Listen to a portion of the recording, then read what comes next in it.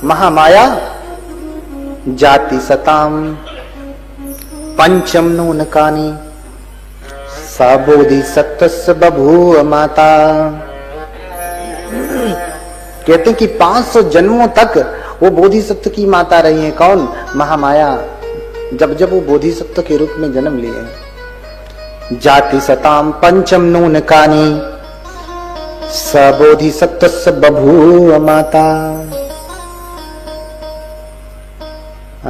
500 जन्मों तक वो बोधिसत्व की माता हुई है। कौन? महामाया। और पिता कौन हुआ? पिता च सुदोधनस्तु तत्र तत्र पति रूप तस्मा जन्नी गुणान्विता। देखिए 500 जन्मों तक वो माता रही हैं और सुदोधन जहां जहां वो माता हुई वहां वहां वो पिता के रूप में जन्म लिए हैं। तो बोधिसत्व की मां, बुद्ध की मां होना, पिता होना, ये अपने आप में अद्भुत बात है। बड़ा पुण्य चाहिए होता है तब जाकर के। अरे आपके गर्भ से तो एक महापुरुष तक नहीं पैदा हो रहा है। क्यों? क्योंकि पुण्य कम है। जिस दिन पुण्य बढ़ जाएगा कल ही बुद्ध पैदा हो जाएंगे।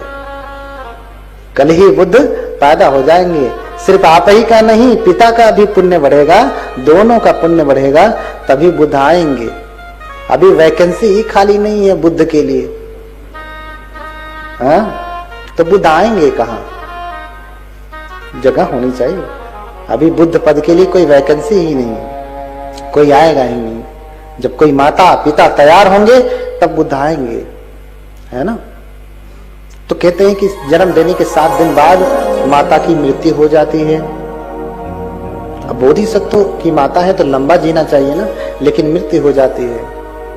ये भी लोग कलंक लगाते हैं कि अच्छा बुद्ध थे, उनकी माता थी, तो जन्म लेते ही माता की आयु, अरे सब 100 साल जीते तो उनको 200 साल जीना चाहिए, लेकिन 7 ही दिन में उनकी मृत्यु हो जाती। तो अस्य किम कारणम यदि सर्वज्ञ मातारम चरमे सप्तमे दिवसे माता जहति जीवितम। तो इसका क्या कारण है कि 7 दिन के बाद माता ही चली जाती है, नहीं बचती हैं। कारण ये है कि जिस गर्भ में बोधिसत्व निवास करते हैं वो गर्भ चैत्य भूमि की भांति पावन हो जाता है। अब उसमें कोई दूसरा जीव, दूसरा पुत्र, दूसरा लड़का आने के योग्य नहीं बचता।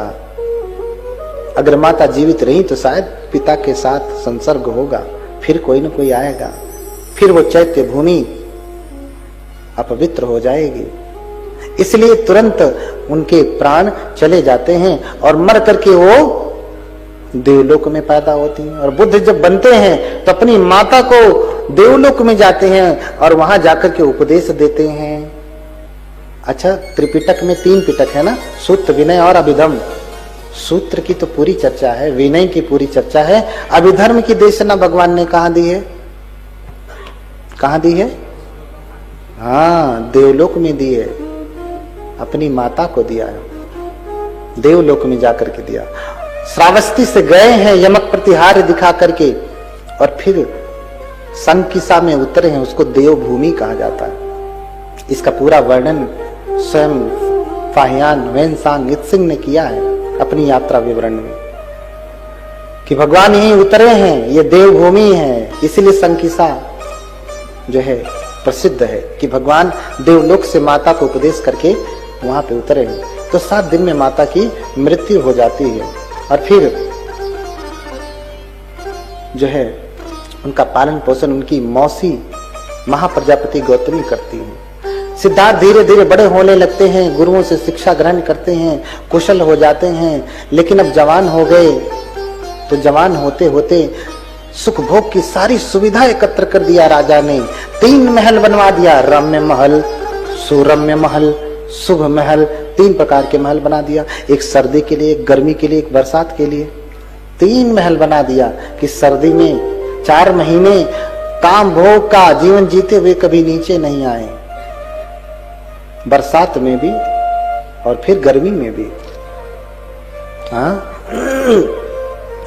और फिर जब उम्र आती है तो उनका विवाह भी यशोधरा के साथ कर दिया जाता है। यशोधरा के साथ विवाह होने के बाद गृहस्थी के बंधन में बंध जाते हैं। हाँ, और उसी समय कहते हैं कि इतने बड़े हो गए लेकिन कभी वो नगर से बाहर नहीं निकले, कभी उन्होंने बूढ़ा नहीं देखा, कभी बीमार नहीं देखा, कभी मृत नहीं देखा, कभी सन्यासी नहीं देखा। ऐसा हो सकता है क्या? कहते हैं 4 दृश्य देख करके बोधिसत्व घर छोड़ते हैं और फिर बुद्धत्व को प्राप्त करते हैं। 4 दृश्य कौन कौन से? कामेन जिन्नं व्यथितं मतंच दिस्वान रूपम तिभवे विरक्तो, है ना? वृद्ध देखते हैं, बीमार देखते हैं और मृत को देखते हैं, अंत में सन्यासी देखते हैं, घर छोड़ते हैं। हाँ, कभी घर जो है, कभी नगर के बाहर नहीं गए, कभी बूढ़ा नहीं, बीमार नहीं, मृत नहीं देखा, कभी सन्यासी नहीं देखा, प्रवज्जित नहीं देखा। तो नगर भ्रमण की आशा होती है, कामना होती है, तो अपने पिता से अनुमति लेकर के, पिता तो पहले मना करते क्योंकि भविष्यवाणी पहले हो चुकी है, ये 4 दृश्य देखेंगे और प्रवज्जित हो जाएंगे, इसलिए काम भोग में डुबाए रखो इनको, घर से बाहर मत निकलने देना। हाँ, लेकिन बार बार निवेदन करने के बाद पहली बार जाते हैं तो वृद्ध व्यक्ति को देखते हैं। हाँ, देखते हैं कि सामने कोई वृद्ध व्यक्ति जा रहा है। सामने कौन जा रहा है? वृद्ध व्यक्ति जा रहा है और उसकी कमर झुकी हुई है, शरीर सूख गया है, नसें दिखाई दे रही हैं, लाठी लेकर के पकड़े चल रहा है, लाठी लेकर के पकड़ करके चल रहा है। उसकी कमर टेढ़ी होकर के जैसे पुरानी धारण हो गई हो। पहले जब घर बनता था तो लकड़ी का धारण लगाया जाता था, है ना, सपोर्टर लगाया जाता था। जैसे गाटर लगाते थे ना आप पहले, और वैसे धारण लगती थी पहले लकड़ी की, ऐसे उसके ऊपर फिर छाया जाता था ऐसे करके। और लकड़ी जितनी पुरानी होती थी वो वैसे ही वो टेढ़ी मेढ़ी ऐसे घूमती जाती थी। ऐसे ही आदमी जितना पुराना होता है ना, ऐसे टेढ़ा मेढ़ा घूमता जाता है। हाँ, अरे लोग कमर टेढ़ा करते हैं, इधर उधर करते हैं, समय आएगा, बुढ़ापा आएगा, खुद ही कमर टेढ़ी हो जाएगी, तुम काहे चिंता करते हो? हाँ, इसलिए बुद्ध नाचते नहीं, बुद्ध कमर हिलाते नहीं, ऐसा नहीं करते। ना तो अनुमति देते कि भिक्षु चलो तुम डांस करो, है ना, डांस करो, ऐसा भिक्षुओं के लिए भगवान ने अनुमति ही नहीं दिया है। तो पहली बार में वृद्ध को देखते, सारथी से पूछते हैं कि सारथी ये कौन है? बोले वृद्ध व्यक्ति है। ये वृद्ध क्या होता है? बूढ़ा क्या होता है? क्या मैं भी बूढ़ा हो जाऊंगा? बोले हाँ देव, आप भी बूढ़े हो जाएंगे। हाँ, देखिए देव राजा के राजकुमार को भी कहा जाता है। हाँ, राजानं राजकुमारो देवोति उच्यते, राजा का राजकुमार भी देव कहा जाता है। अरहंत को भी अरहंतो विशुद्धो देवोति उच्यते, अरहंत को भी देव कहा जाता है। भगवान के श्रावक अरहंत को भी देव कहा जाता है। उनसे बात करते हैं तो देव, देव आप भी बूढ़े हो जाएंगे। तो सिद्धार्थ को बहुत दुख होता कि जब मैं बूढ़ा हो जाऊंगा, मैं बूढ़ा हो जाऊंगा, इसके जैसा टेढ़ा मेढ़ा हो जाऊंगा, किसी काम का नहीं रहूंगा, तो फिर मैं इतनी मस्ती में क्यों हूं? मैं इतनी मस्ती में क्यों हूं? किस बात का मुझे घमंड है? कौन सी जवानी? लेकिन यहां तो लोग जवानी में मस्त है ना, नाचते हैं, गाते हैं, चिल्लाते हैं। हाँ, नाचते हैं, गाते हैं, चिल्लाते हैं। तो माटी के पुत्र कैसो नाचत है, माटी के पुत्र कैसो नाचत है, माटी के पुत्र कैसो नाचत है।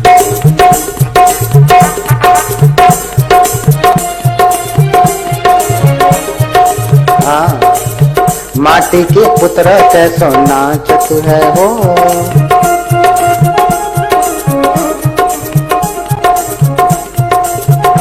कैसो नाचत है, माटी के पुतलों कैसो कमर हिला हिला के नाचते। अब कुछ लोग अहंकार से नाचते हैं। हाँ, माटी के पुत्र कैसो नाचत है, माटी के पुत्र कैसो नाचत है, माटी के पुत्र कैसो नाचत है। जब कछु पावे तब गर्व करत है, जब कुछ पावे तब गर्व करत है, जब कुछ पावे तब गर्व करत है। थोड़ा सा रंगीन कागज बढ़ जाए तो कितना अहंकार हो जाता है ना, घमंडी कर हो जाता है। अहंकार से चलता है कि मैं तो बड़ा, मेरे सामने कौन टिकेगा। बदमाशी करता है, पैसों से खरीद लेता है सिस्टम को। जब कछु पावे तब गर्व करत है, जब कुछ पावे तब गर्व करत है, जब कुछ पावे तब गर्व करत है। मैया गई तब रोवन लगत है, मैया गई तब रोवन लगत है, मैया गई तब रोवन लगत है। मैया माने माया का, मैया यानी धन दौलत, रुपया पैसा, स्त्री। हाँ, आज की भाषा में कहें तो लड़के लड़कियों के लिए, समझ गए होंगे। कोई किसी के लिए जान देने को तैयार है, कोई किसी के लिए जान देने को तैयार है। हाँ,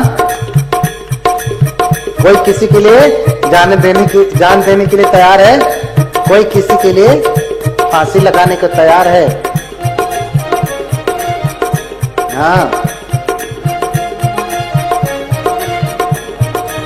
जब कछु पावे तब गर्व करत है, जब कुछ पावे तब गर्व करत है, जब कुछ पावे तब गर्व करत है। मैया गई तब रोवन लगत है, मैया गई तब रोवन लगत है, मैया गई तब रोवन लगत है। माटी के पुत्र कैसो नाचत है हो, माटी के पुतलों कैसो नाचत है, माटी के पुतलों कैसो नाचत है।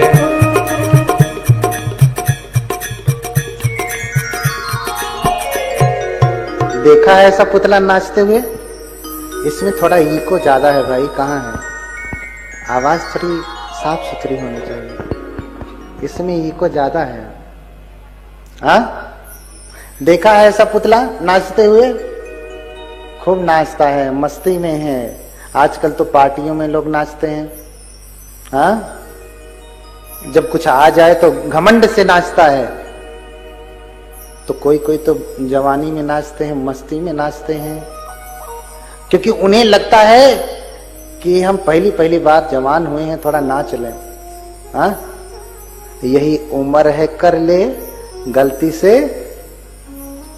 बताओ, ऐसा ऐसा गाना चलता है। हाँ, अब मेरी समझ में नहीं आता, किसी ने गा दिया, चलो उसकी गलती है, उससे ज्यादा बुरे कौन है? ये चलाने वाले।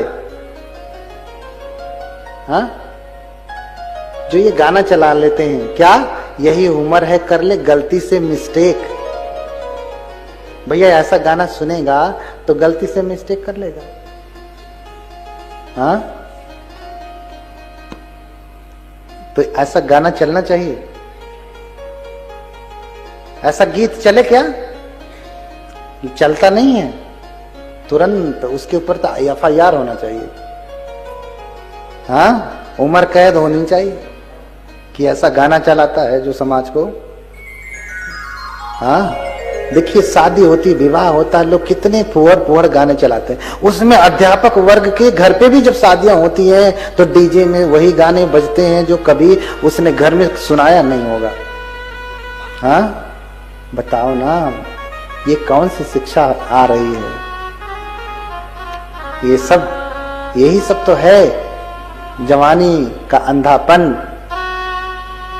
हाँ, ये सब त्यागिए, गलती से मिस्टेक्स मत सुनाइए उनको। अगर वो सुनने लगे तो फिर गड़बड़ी हो जाएगी।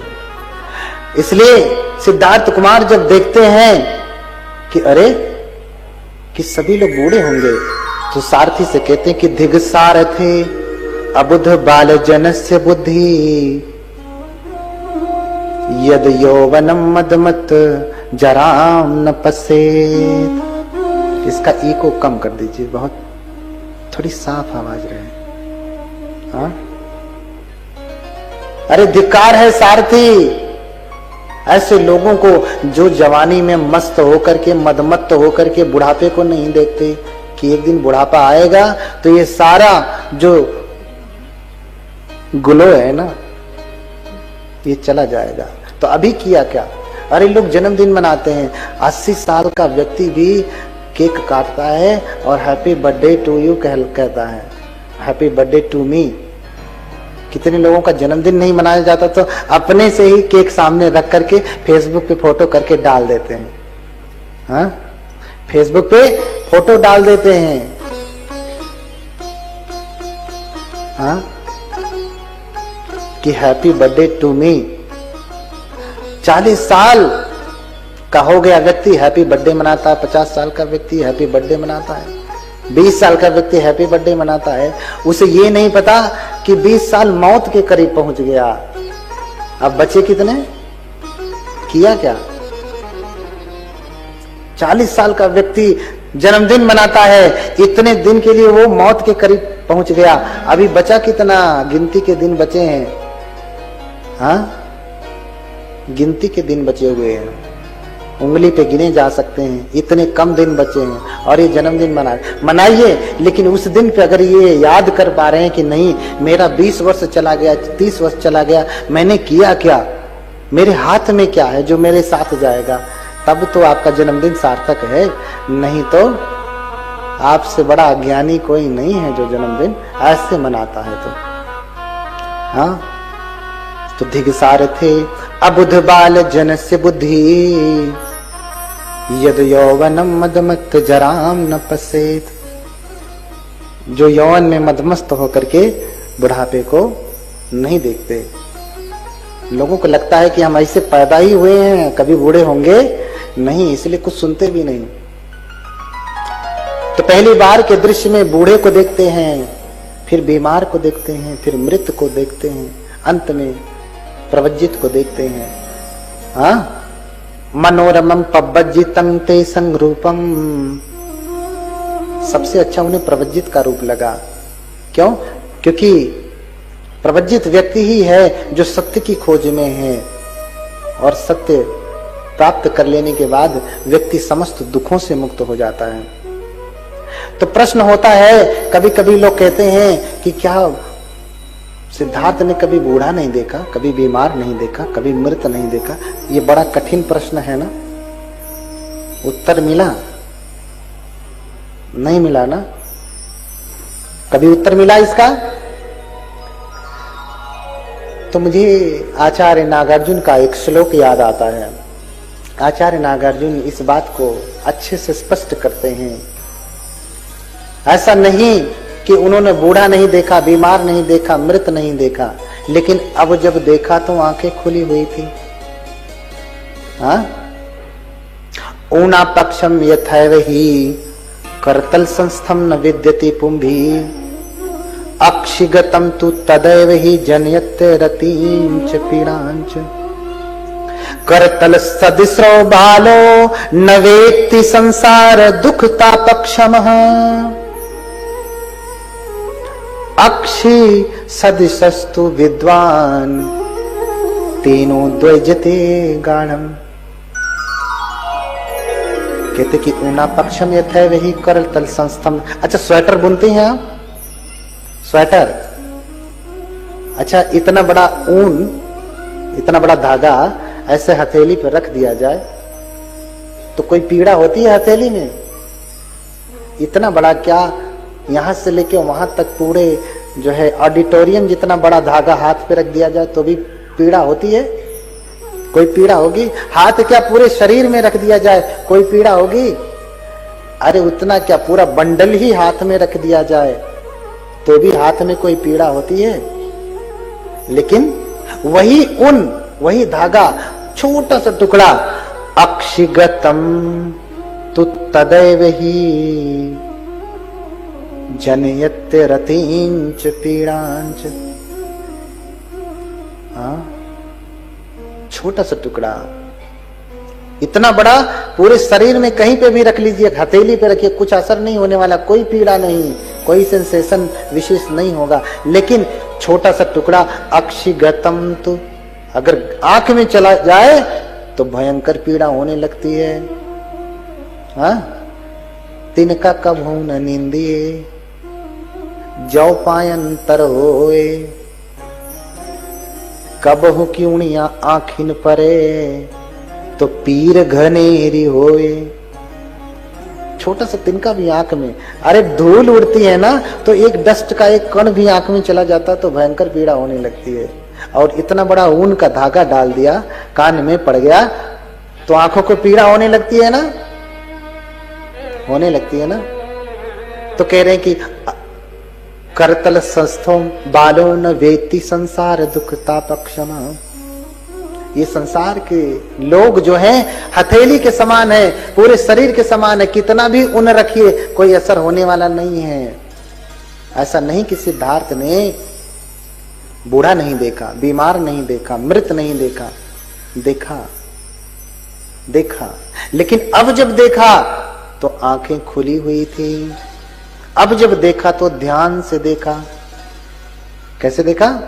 अच्छा, हमें दिखाई कैसे देता है? आंख नहीं है तो दिखाई देगा? दिखाई कैसे देता? आंख से ना। सुनाई कैसे देता है? कान से। तो व्यक्ति कैसे देखता है? आंख से देखता है, आंख से देखता है, आंख से। लेकिन आंखों से दिखाई नहीं देता।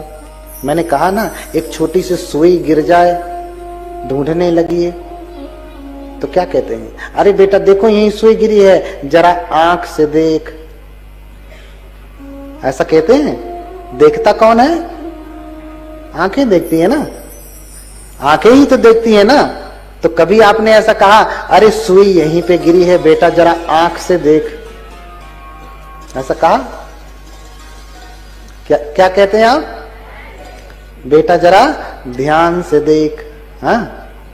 अरे भंते जी प्रवचन कर रहे हैं, जरा कान से सुन, ऐसा कहा क्या? क्या कहते हैं? ध्यान से सुन। अरे बेटा एग्जाम देने जा रहे हो, कैसे लिखना? हाथ से लिखना। कैसे लिखना?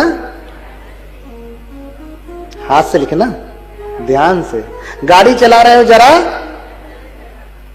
ध्यान से चलाना। तो ध्यान से पढ़ते हैं तो परीक्षा पास हो जाती है, अच्छे नंबर आ जाते हैं, डिप्टी कलेक्टर बन जाते हैं, है ना। ध्यान से ढूंढते हैं तो सुई मिल जाती है। ध्यान से कोई काम करते हैं तो मनोरथ की पूर्ति हो जाती है। ध्यान से भगवान को ढूंढेंगे तो नहीं मिलेंगे, नहीं मिलेंगे, मिलेंगे। आप ध्यान से नहीं ढूंढते ना, इसलिए ध्यान करना सिखाया जाता है। ध्यान का, भगवान का अर्थ भगवत्ता, बुद्धत्व, निर्वाण।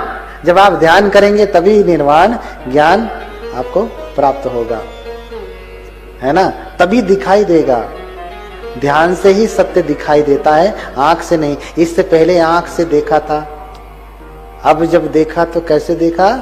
ध्यान से देखा, है ना। और देखने वाला भी कौन है ये भी निर्भर करता है।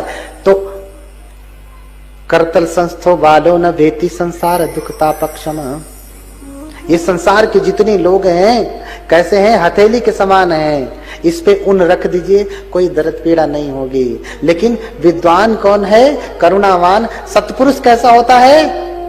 अक्षि सदृशस्तु विद्वान तेनो द्वैजते गाढ़म।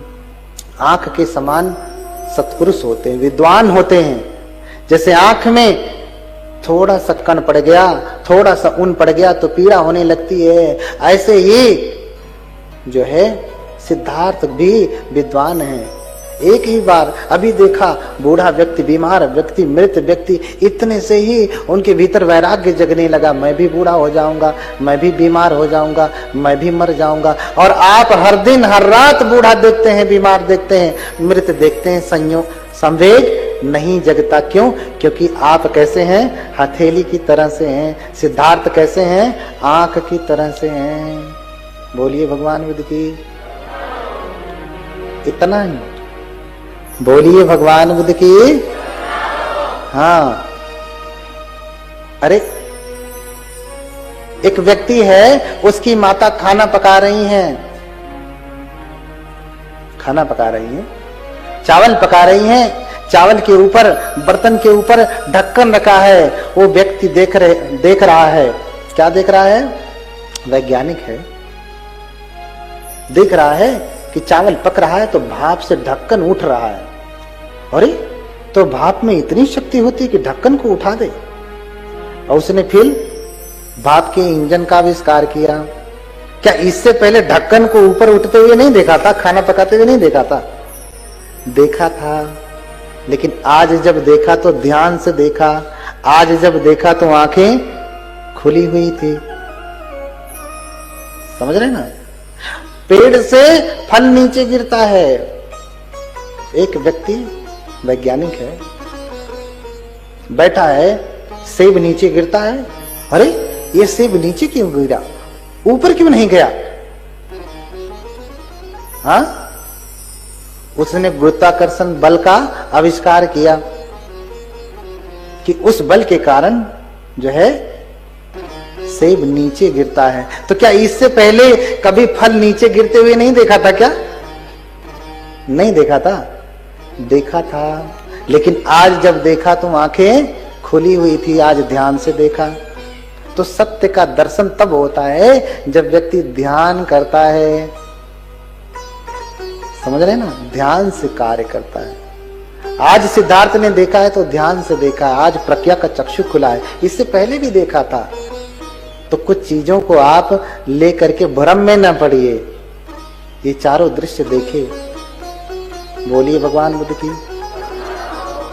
तो ये चारों दृश्य देख करके इतने व्याकुल हैं, इतने व्यथित हैं कि कहते हैं कि उनके सुरम्य महल में, चूंकि आज तो मनोरंजन के लिए आप ऑर्केस्ट्रा लगाते हैं ना, हाँ, उस समय राजाओं महाराजाओं के घर में ही ऑर्केस्ट्रा हुआ करता था।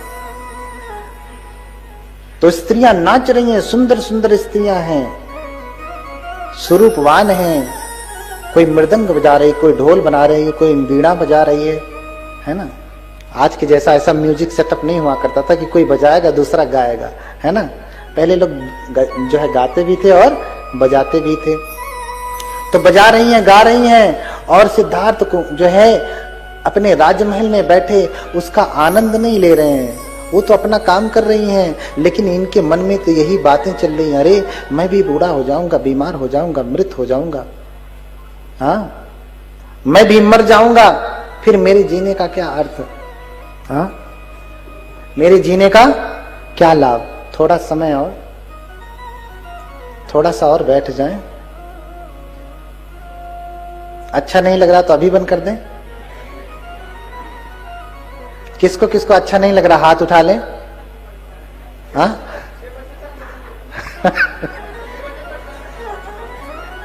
देखिए हमारे बीच में बनते कारुणिक जी वर्धा से चल के आए हैं, बहुत दूर से इधर आगे बैठे हुए हैं, हाँ। उनके यहाँ वर्धा में भी बहुत बड़ी कथा लगती है, 4-4, 5-5 एकड़ में सिर्फ पांडाल लगता है उनका, इतनी बड़ी बड़ी कथा कराते हैं, हाँ। भंते जी का आगमन अभी हुआ है।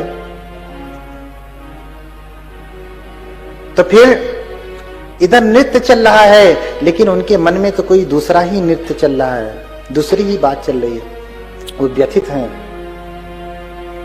हैं पूरी तरीके से, चिंतित हैं कि कैसे मैं घर छोड़ दूं। जिससे भी सत्य का दर्शन हो जाएगा फिर वो घर में जल्दी रहता नहीं। उनको सत्य का दर्शन तो बहुत पहले हो गया था, अनुभूति हो गई थी, लेकिन अभी पूरी तरीके से आंखें नहीं खुली थी। तो बार बार संवेग तो जगता था, लेकिन अब तो पत्नी भी आ गई, फिर बच्चे भी हो गए। राहुल, कई बंधन हो गए। इसलिए जब पुत्र जन्म लेता है तो सिद्धार्थ ये नहीं कहते, खुश नहीं होते कि पुत्र पैदा हुआ है। क्या कहते हैं? मेरे घर में बंधन पैदा हुआ। ममज्जं बंधनं जातंति वत्वान तावदे निसज्ज सब कामे ही आगमा सुंदरम पुरम। अरे मेरा बंधन पैदा हो, बेटा नहीं बंधन। क्या कहा? राहु पैदा हुआ, राहुल, इसलिए नाम पड़ा राहुल। राहुल का अर्थ होता है बंधन।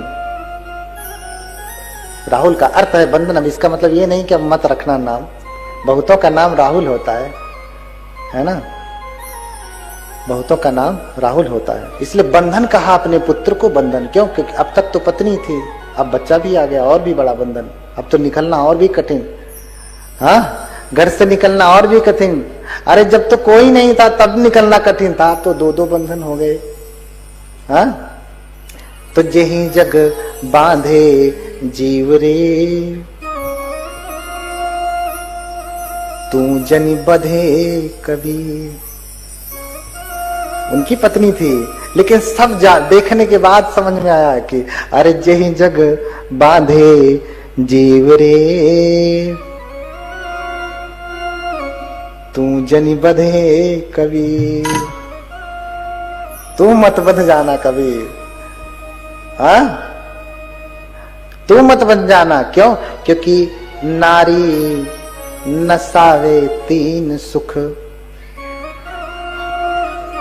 हाँ, नारी नसावे तीन सुख। तीन,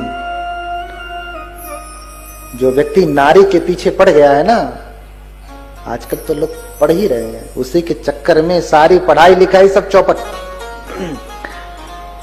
हाँ, बनना था कुछ और बन गए कुछ और, चलाना था हवाई जहाज अब ट्रैक्टर चला रहे हैं। हाँ? ये भी क्या अपना हाल खूब बता रहे हैं। चलाना था हवाई जहाज अब ट्रैक्टर चला रहे हैं, है ना। तो ऐसे ऐसे लोग हैं। तो जेहि जग बांधे जीव रे, तू जनि बधे कबीर। नारी नसावे तीन सुख, जो नर पास होए। भगति मुक्ति निज ज्ञान में, पैसी न सकही कोई। अगर कोई भक्ति करना चाहता है ना, तो अगर उसके मन में स्त्री नाच रही तो भक्ति न कर पाएगा, न कर पाएगा वो कभी भक्ति। भक्ति तो छोड़ दीजिए, इससे भी बड़ा कठिन काम है।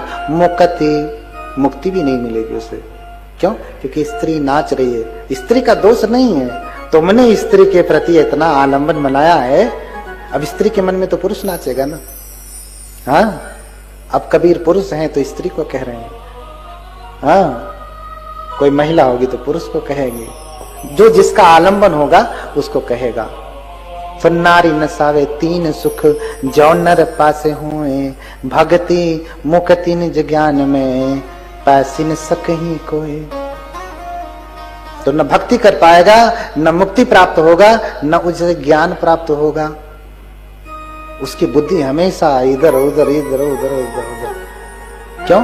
क्योंकि स्त्री नाचेगी तो हमेशा जस्टिफाई करता बैठेगा, नहीं ये ठीक है ये ठीक है। क्यों? क्योंकि उससे अंधा हो जाता है व्यक्ति। कल हमने गाया था ना, बुद्ध उस मोतिया बिंद को ठीक करते हैं। याद कर लीजिए एक बार। ये राग रोगम नयनानुबंधम, याद है?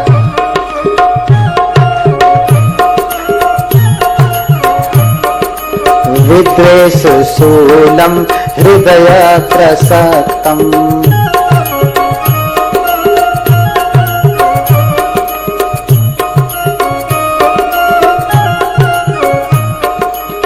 सर्वांग संसर्पित पाप कुष्ठम।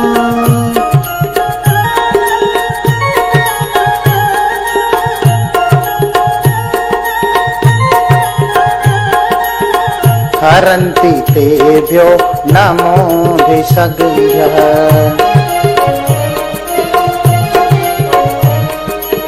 हरन्ति तेभ्यो नमोऽभिषग्भ्यः।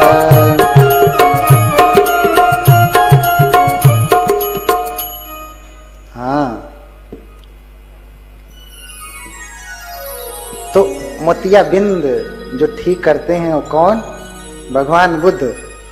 जो राग, स्त्री के प्रति राग के कारण जो मोतिया बिंद चढ़ जाता है, जिससे सत्य दिखाई नहीं देता, वो काटने वाले कौन हैं? भगवान बुद्ध हैं।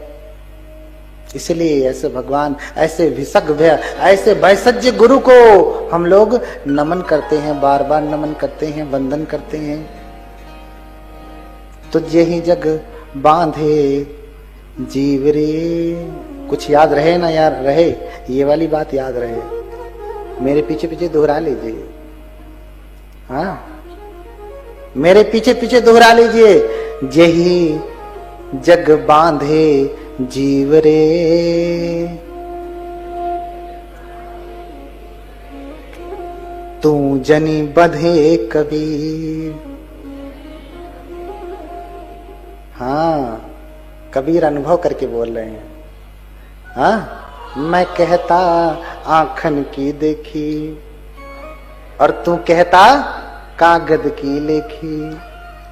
वो तो प्रैक्टिकल करके बता रहे हैं, अनुभव करके बता रहे हैं। और हम सभी लोग क्या हैं? उनके जैसे नहीं हैं। हम तो कागज की लिखी हुई बात कह रहे हैं। हाँ, मैं कहता समझाए रे और तू कहाँ रहा उड़ जाए रे। मैं तो समझा के कह रहा हूं, आंखों से देखा हूं, प्रैक्टिकल देखा हूं, तो समझा समझा के कह रहा हूं, और तू काहे उलझ रहे? उलझे हुए हो और भी उसको उलझा रहे हो। हाँ, इसीलिए उलझन हो जाती है। क्या हो जाती है? उलझन हो जाती है। और किसी बात से उलझन नहीं होती, इन्हीं सब बातों से उलझन हो जाती है। जब आदमी बंध जाता है तब उलझन होने लगती है।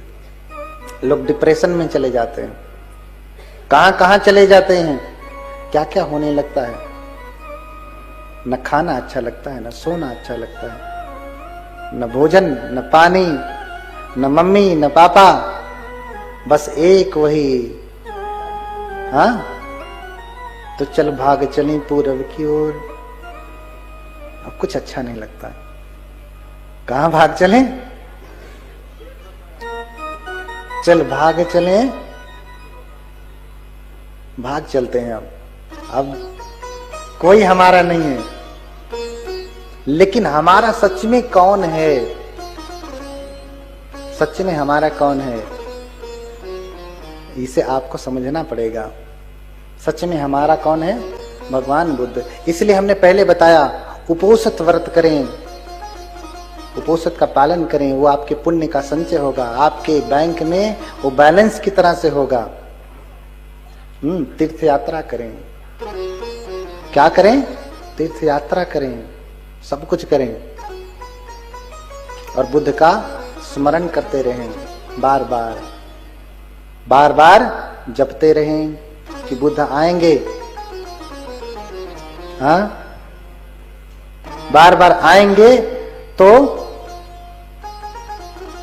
बुद्ध कल्याण करते जाएंगे, और अगर नहीं आए तो कैसे कल्याण होगा? हाँ, इसलिए बार बार, मैंने कल कहा ना कि अंत की बेरियां नाव सहाय।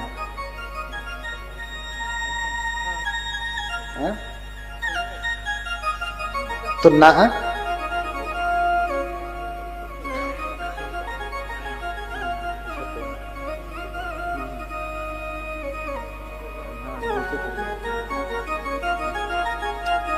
हाँ, तो अंत की बेरियां नाव सहाय। हाँ, तो बुद्ध का भजन करें, कीर्तन करें, बार बार उनको याद करें, क्योंकि बुद्ध आएंगे तभी आपको संकट से छुड़ाएंगे, नहीं तो कोई और संकट से नहीं छुड़ा सकता।